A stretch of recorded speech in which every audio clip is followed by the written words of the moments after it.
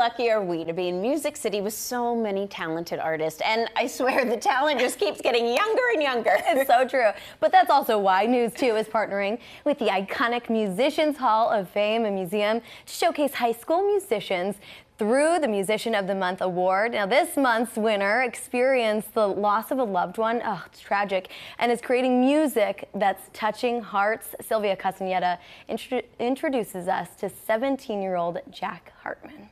Hi, my name is Jack Hartman. I'm a junior at Centennial High School in Franklin. When I was around 11 years old, my dad passed away due to cancer. He was a big musician growing up, like he really loved playing guitar. I used to play baseball back then. After that, with him not being there, I just stopped playing baseball.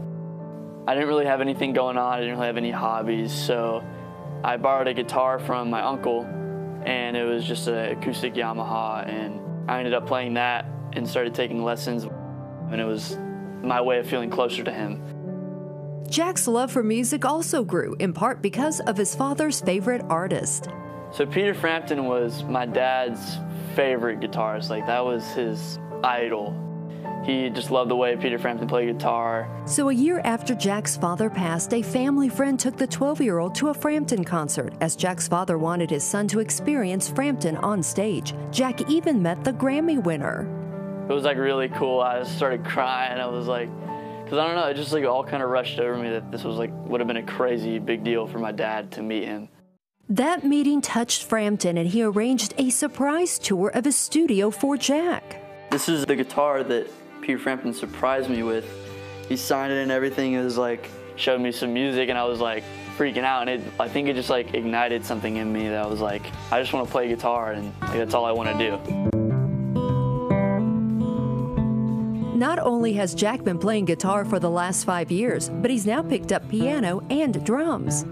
I love music, and it just naturally, I want to learn everything I can, even the production side, working on the computer with it and mixing stuff, and I just love being surrounded with it and learning everything I possibly can about it.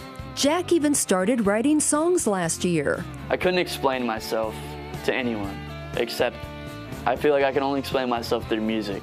Oh, trees that die grow again. He's now recording at Volks Studios. Time for the oxygen.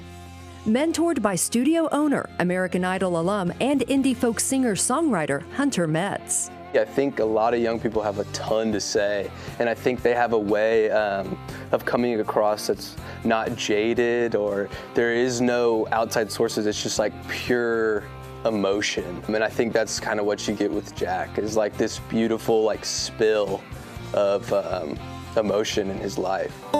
Creating music has been cathartic. Loss is a thing that you're never going to be able to fully understand. There's not going to be an answer for it. Music you can find on Jack's YouTube channel. If I'm scared to show you love, I was forced to grow up a little too early. And it's resonating with listeners. I feel it can help some of my friends that I know have lost people, and it's that's kind of the whole motivation, is just to keep going, help people. So what better way to further inspire this young musician than with a special tour of the Musicians Hall of Fame and Museum in downtown Nashville. Since Peter is your inspiration, the guys from Motown were Peter's inspiration. The guys from Motown is who he most looked up to. So yeah.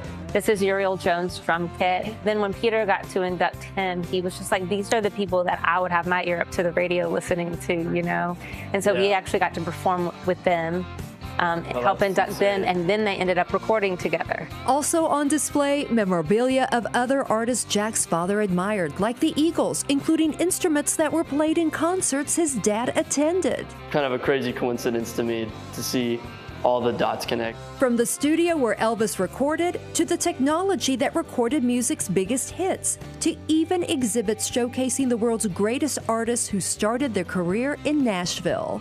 There wouldn't be as much motivation if there wasn't places like this to see where other artists got their motivation, and see things that were milestones in history from music, which is one of the biggest things in the world. So we are standing on a stage that Hendrix actually played on in Nashville at the Jolly Roger. So how does that make you feel? It's crazy that it was like such a small looking place to play with that picture and stuff, and it's crazy that he played in such a small room and then up in big places too. Pretty legendary to be standing here. Well, in honor of that and in honor of your accomplishments, I'm going to give you the Musician of the Month award. Thank you. We're so happy to have met you, heard your story, Yeah. and I think from everything you've said today, you're going to go home even more inspired. Yeah, for sure. This is definitely a thing I needed to be motivated to keep going and hopefully have some sort of segment about me one day. Oh, yeah, Sylvia says Jack is so dedicated to his music that his mom is allowing him to finish his senior year online so he can devote the next year to writing and recording his first album. Amazing. Yes, Peter Frampton knows Jack's now recording. Jack says he'd love to play one day with Peter. Stay with us. News 2 at 3 starts next.